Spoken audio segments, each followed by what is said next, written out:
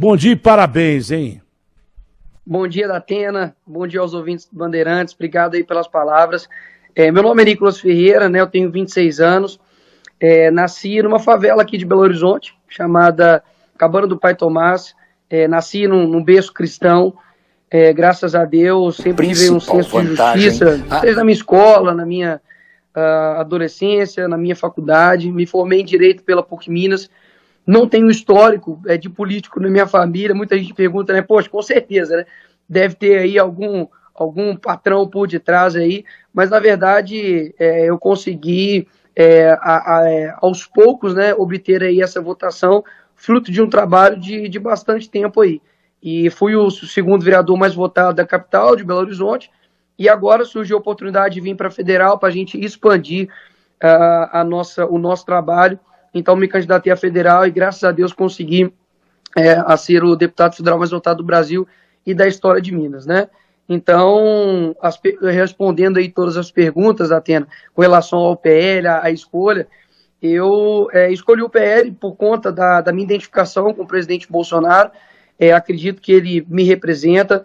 Eu sempre deixo isso bem claro, que eu não concordo 100% com ninguém. A única pessoa que eu concordo 100% é Jesus Cristo. Mas eu acredito que pior do que uma decisão mal feita é não tomar uma. Então eu não quero ficar indeciso, né? Não quero deixar de tomar minha decisão e acredito que o presidente Bolsonaro seja essa a melhor decisão. Por isso estive ao lado dele, estou ao lado dele e por isso também escolhi o partido PL para poder ter essa identificação.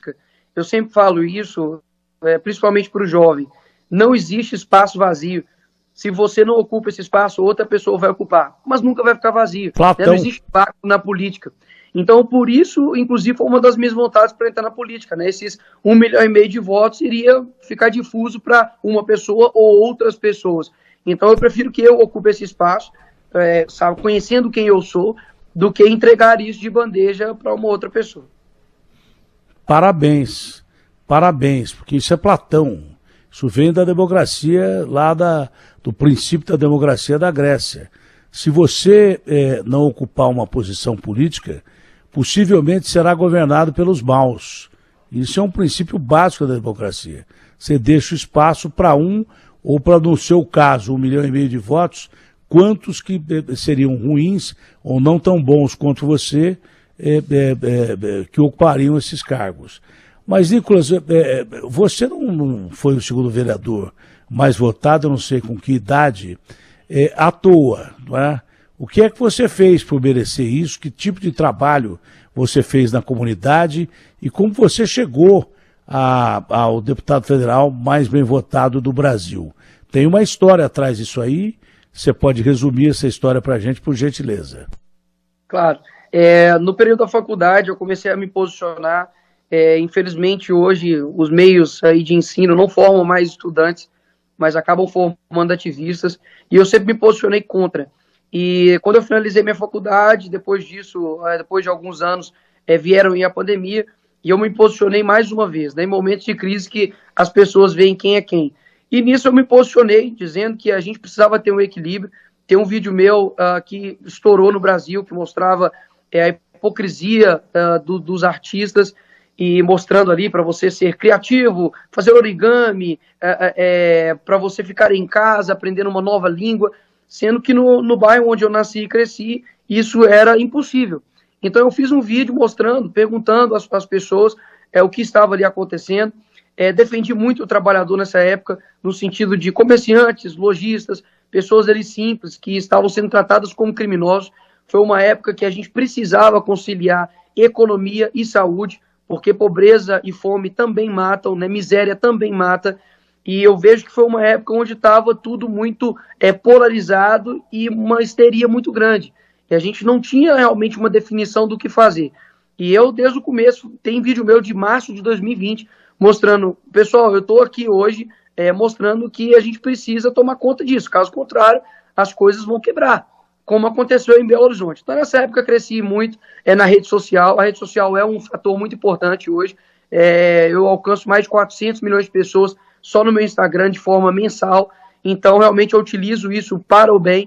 Então, tem várias pautas que são caras para mim, que são caras também para as pessoas.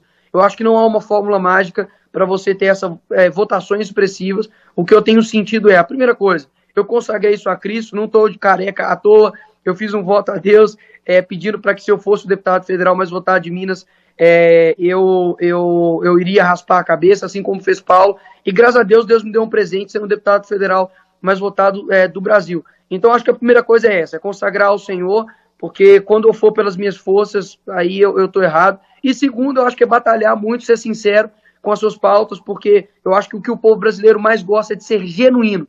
Você pode ser genuíno em ser errado, mas ainda assim as pessoas vão gostar de você se você for genuíno, né? Então eu vejo que o segredo do político, de qualquer pessoa, é ser genuíno naquilo que você fala. Você defende a vida? Seja genuína. Defende a família? Seja genuíno. Defende, contra o aborto? É contra a legalização das drogas? Não importa, desde que você seja genuíno e as pessoas sintam sinceridade. As pessoas estão cansadas, Atena, de aqueles políticos feitos por pranchetas de marketing que falam isso, falam aquilo. Eu realmente hoje cheguei aqui para você, assim como você está me entrevistando, de coração aberto, sem saber quais seriam as perguntas, para que fosse da melhor maneira possível. Olha, em primeiro lugar, você está deixando um cara que tem 50 anos de profissão emocionado, né, pelo seu conteúdo, pela sua forma de juntar palavras. Eu trabalho com isso há 50 anos. Não é fácil. Tem gente que tem um conteúdo extraordinário, mas não tem o dom de comunicar esse conteúdo.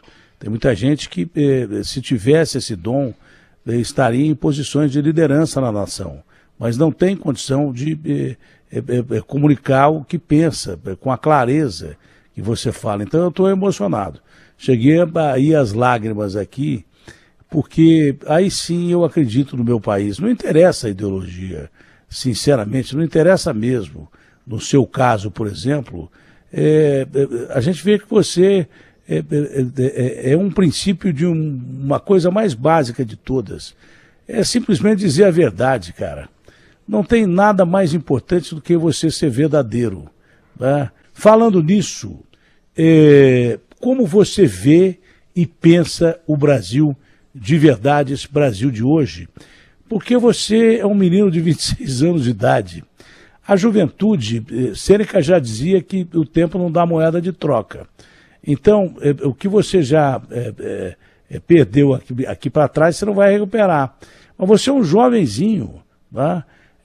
E você me dá esperança. Quando eu falo com você, eu tenho esperança no meu país. E como você vê o nosso país hoje e quais os caminhos que você vê para que o Brasil saia da situação em que está?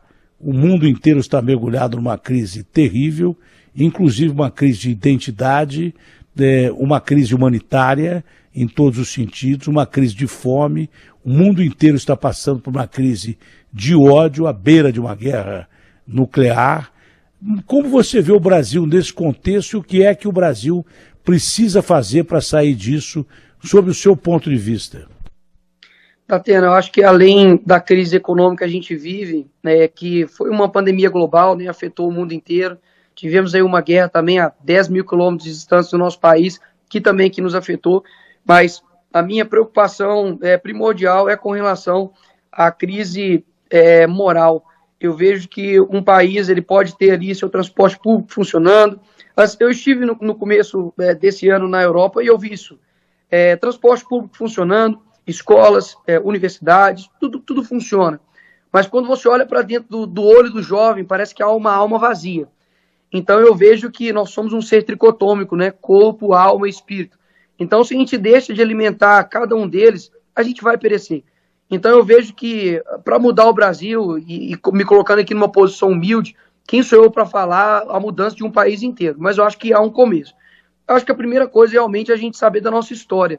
Porque um país que não sabe da sua história não sabe da sua identidade. Então, quando você não sabe a sua identidade, alguém vai querer te impor uma. E eu acho que isso que falta hoje. Hoje o jovem, ele é guiado por um monte de pessoas, não sabe o que é, ele é escravo das suas vontades, só que as consequências é ele que aguenta. Então tem um monte de gente que vai colocando ali em cima dele o que ele deve fazer, só que as consequências é ele que aguenta no final das contas, porque ele é autor das suas ações. Então eu vejo que a primeira coisa que a gente tem que fazer realmente é olhar para a nossa história, ver aquilo que deu certo, ver aquilo que não deu certo, e é por isso, inclusive, que eu sou conservador. Eu quero conservar aquilo que é bom. Eu olho para trás e falo, peraí, a família deu certo? Então vamos aplicar a minha vida. O casamento deu certo? Então eu vou aplicar a minha vida. O divórcio deu certo lá atrás? Não deu, então peraí. É algo aqui então que eu não quero aplicar para mim. Então eu vejo que se as pessoas conhecerem o passado, que é a única matéria de análise que a gente tem, né? Porque o presente a gente está vivendo, o futuro não existe. Então eu acho que a gente realmente precisa olhar para o passado, ver aquilo que está dando certo e fazer como a Bíblia pede, é a árvore pelos frutos. É nessa decisão, por exemplo, política que nós estamos agora, né? Eu peço para o nosso ouvinte aí fazer como a Bíblia pede, ver a árvore pelos frutos. E você vai ver qual fruto ali te agrada mais, porque no fim das contas, se você absteve aí o seu voto, né, mais de 40 milhões de pessoas, contando brancos e nulos, aí deixaram de votar ou votaram branco e nulo, você vai ser governado por uma pessoa que foi votada. Então, querendo ou não, você vai ter as consequências aí dessa decisão de outras pessoas. Então, eu acho que o futuro do nosso país, o futuro do mundo inteiro, realmente não é uma fórmula mágica, mas a importância da gente olhar para trás, ver aquilo que deu certo, realmente, para mim, eu vejo que é primordial. Caso contrário, vão tentar emplacar identidades na gente e a gente vai ficar órfão de boas referências e a gente vai perder, talvez, a maior referência que a gente tem há 2000 anos atrás. Datena, eu sou um entusiasta de coisas boas. Assim, muita gente chega no espaço de política e quer ser monopolista de pautas, né? Ah, eu falo sobre isso, eu falo sobre aquilo, você não toca na minha área. E eu nunca fui assim, até mesmo que em BH eu tive votos em todas as regiões. Então acabou essa coisa de, eu sou vereador bairrista, né? Ou eu sou deputado de região. Pelo contrário, se alguém da PRF vir até mim com uma boa demanda, eu vou atender. Se alguém com outras demandas vierem até mim, eu também vou atender. Mas eu quero deixar algo claro aqui, com relação à verdade que você disse há um tempo atrás, que assim, o próprio Jesus Cristo ele foi crucificado por também dizer a verdade. Né? Então foi exatamente por isso. Pilatos ele não achou nada, e inclusive na hora de discutir com Jesus ali, Pilatos fala assim, mas peraí, o que é a verdade? Então um ponto que a gente precisa deixar bem claro na política, assim como em qualquer lugar da nossa vida, é que há uma verdade. Podem ter coisas subjetivas nossas, eu gosto de sorvete de chocolate, o senhor pode gostar de morango, baunilha, mas em outras coisas não tem como dar essa relativizada. E isso é muito perigoso. Então eu acho que hoje também um princípio que eu levo para dentro da política existe sim uma verdade, e a gente tem o direito de lutar por ela. Eu acho que matar um inocente, né, injustamente é errado e ponto. Pode ser aqui, pode ser na Tailândia, pode ser na China, não importa. Então eu acho que a gente precisa ser firme nos nossos posicionamentos. Esse relativismo moral pode destruir muita coisa como tem destruído.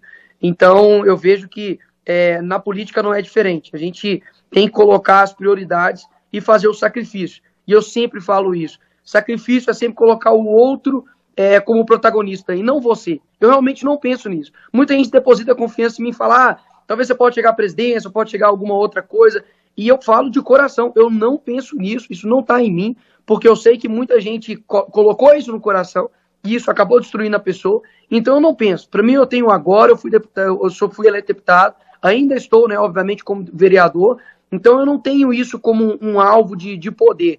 A única coisa que eu peço para Deus eu sou falho, eu erro, tá, Datena? Eu erro, eu falho, eu tenho 26 anos, tenho muito que aprender. Eu acredito que se não fosse os perdões que Deus ofereceu na minha vida, eu não estaria aqui. Mas uma coisa é certa, eu sou um cara para poder realmente ir mostrando que é possível a gente ser luz na escuridão. Mas sou firme, pode ter certeza que eu sou firme, eu não sou homem de geleia, não. Se eu tiver que, tanto para poder ir, quanto para poder voltar. Eu sou firme tanto para poder afirmar algo, quanto para mim voltar atrás e pedir desculpa e me redimir, porque eu acho que a gente precisa ter isso hoje. Hoje parece que ninguém consegue pedir desculpa, pedir um perdão, parece que dói muito, né?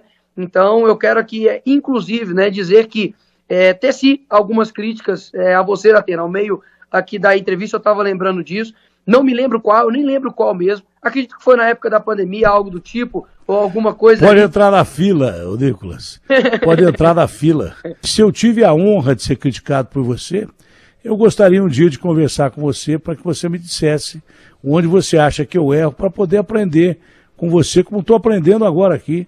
Essa é uma das entrevistas que eu estou mais aprendendo com um menino que tem uma diferença de idade enorme para comigo, mas que tem um conteúdo muito maior do que o meu, eu não tenho dúvida nenhuma disso.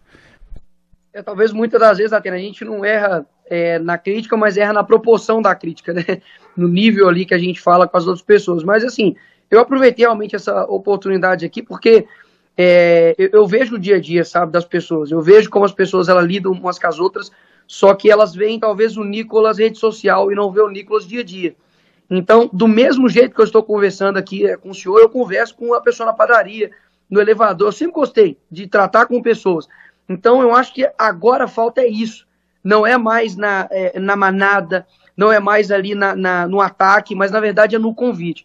Eu acredito que quem vai ganhar essas eleições aí é quem teve a maior capacidade, maior habilidade de convidar as pessoas e não de repelir as pessoas. Isso não quer dizer que o convite tem que ser um convite que esconde os nossos valores, que esconde o nosso temperamento. Cada um tem um temperamento.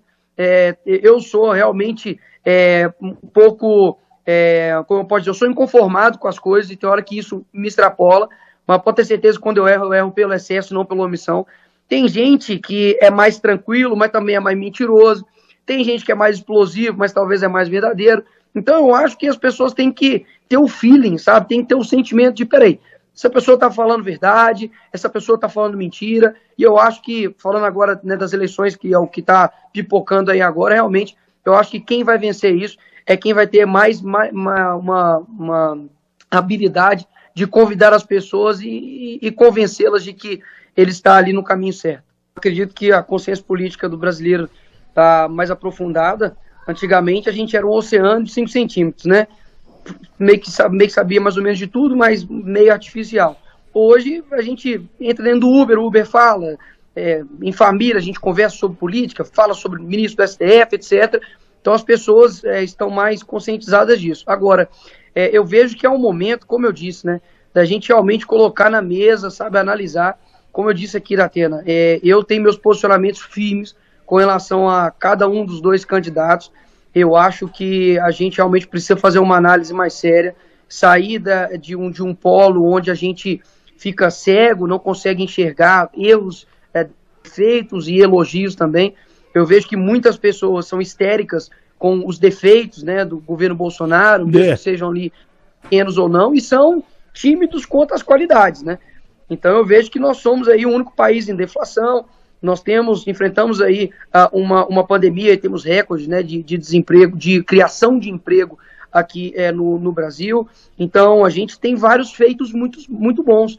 E quando eu olho para o outro lado, se me permite aqui, Datena, eu não consigo jamais imaginar a possibilidade de dar o meu voto de confiança para um candidato que o que ele quer fazer agora, que ele não fez nos 16 anos, onde o partido dele esteve no poder.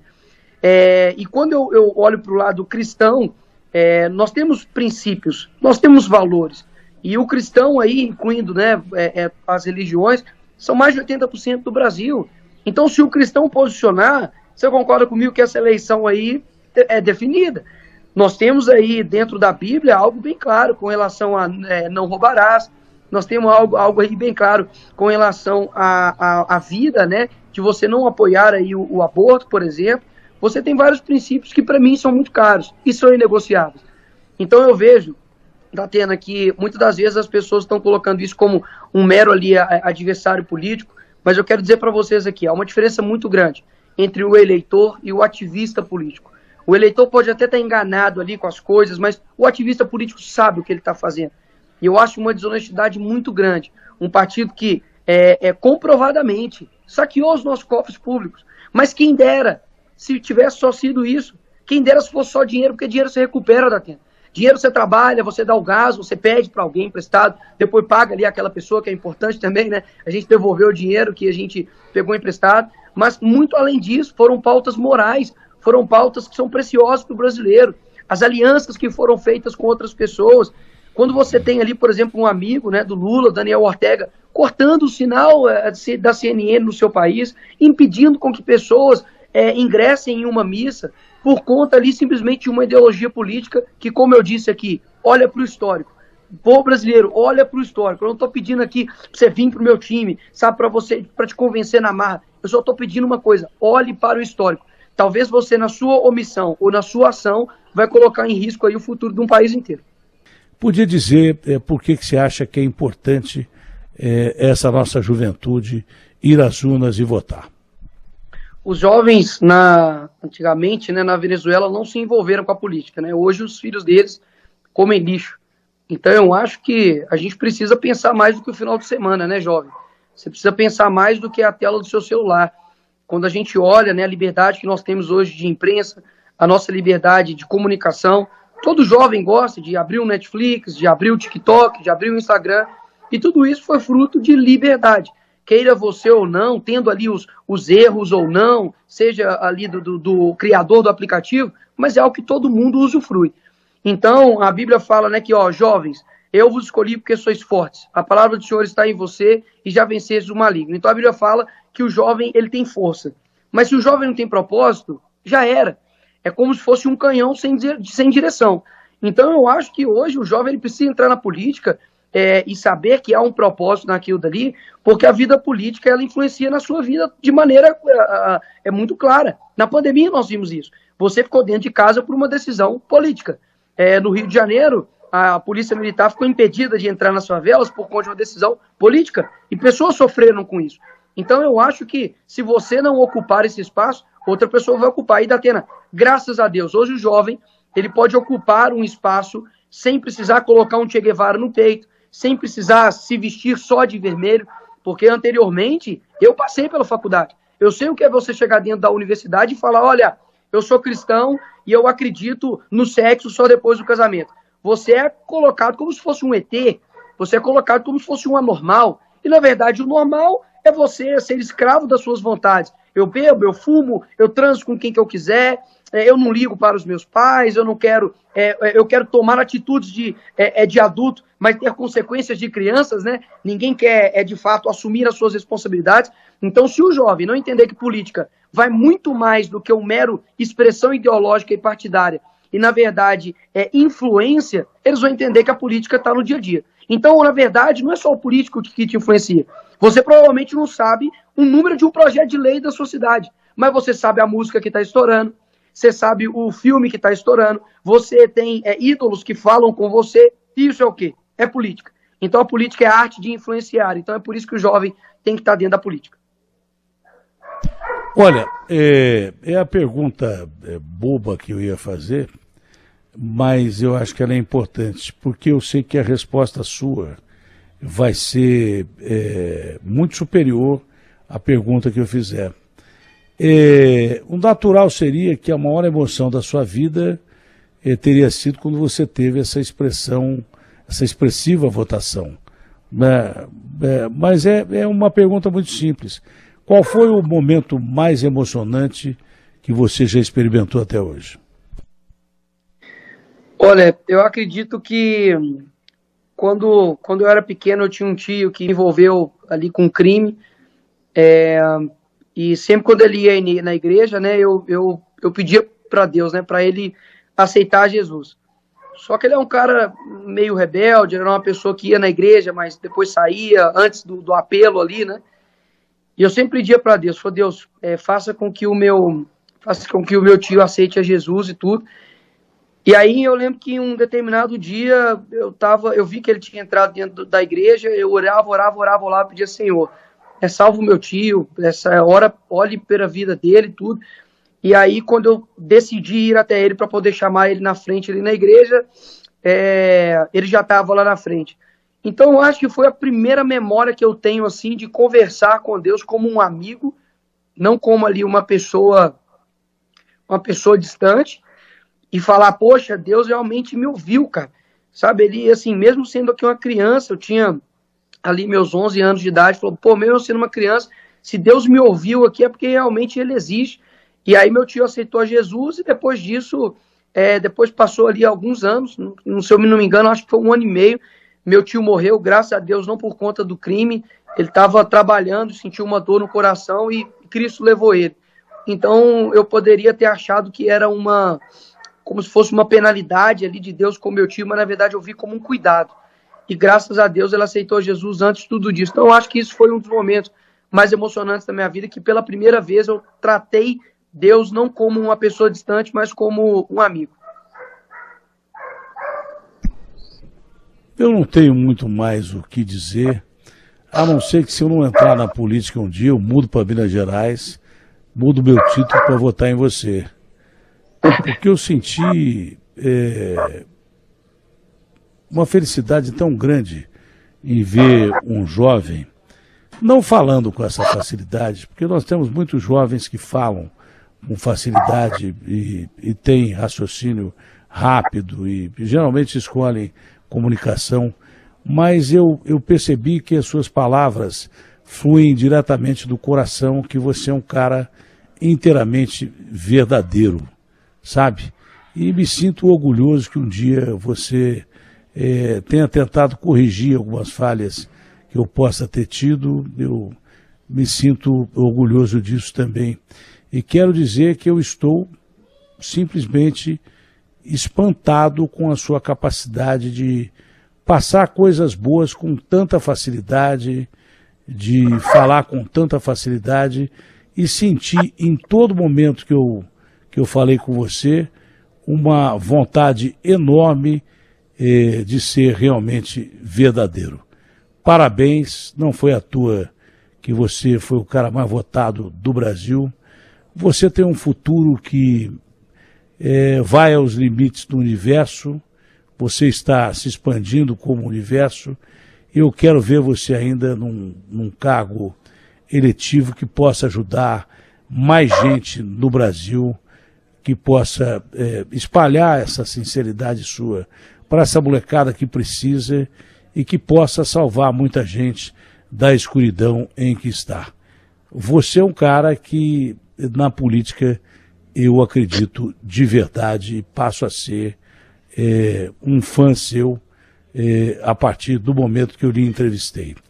Eu aprendi a fazer entrevista há muito tempo. Eu posso não ser o melhor dos entrevistadores, mas eu conheço muito bem gente, até pela minha experiência de vida e pela idade que eu tenho. Que Deus proteja, que o seu futuro seja imensamente maravilhoso e que você continue ajudando as pessoas da forma que você faz. Fica com Deus, muito obrigado e um prazerão te conhecer. E você tem aqui, quando precisar, um amigo mais velho, com mais idade, com muitos problemas de saúde, mas espero estar aqui para ver você ainda numa posição muito maior na política brasileira, não por questão de vaidade, mas por saber que você, atingindo postos maiores na política, você pode ajudar muito mais gente do que a gente imagina. Foi um prazerão te conhecer, de verdade mesmo. Eu também sou um cara verdadeiro, apesar de errar muito, mas de verdade mesmo. Foi uma das melhores entrevistas que eu fiz da minha vida e estou me sentindo um passageiro da história falando com você. Obrigado, viu, Nicolas? Obrigado, Atena. Obrigado aos ouvintes aí da Bandeirantes. Para mim foi uma honra. Que Deus abençoe o nosso país, que Deus abençoe a nossa nação e que aconteça aí o melhor nessas eleições, mas a gente sabe que não é uma corrida de 100 metros, não é uma maratona. Tem muito ainda para a gente viver, muito para a gente aprender. E meu coração aqui humilde perante de tudo que Deus tem colocado na minha vida. É só o início da caminhada. Forte abraço aí. Obrigado, meu irmão. Um abraço grande. O Agostinho. O moleque é um fenômeno, pô. Bolsonaro presidente, pelo bem do Brasil.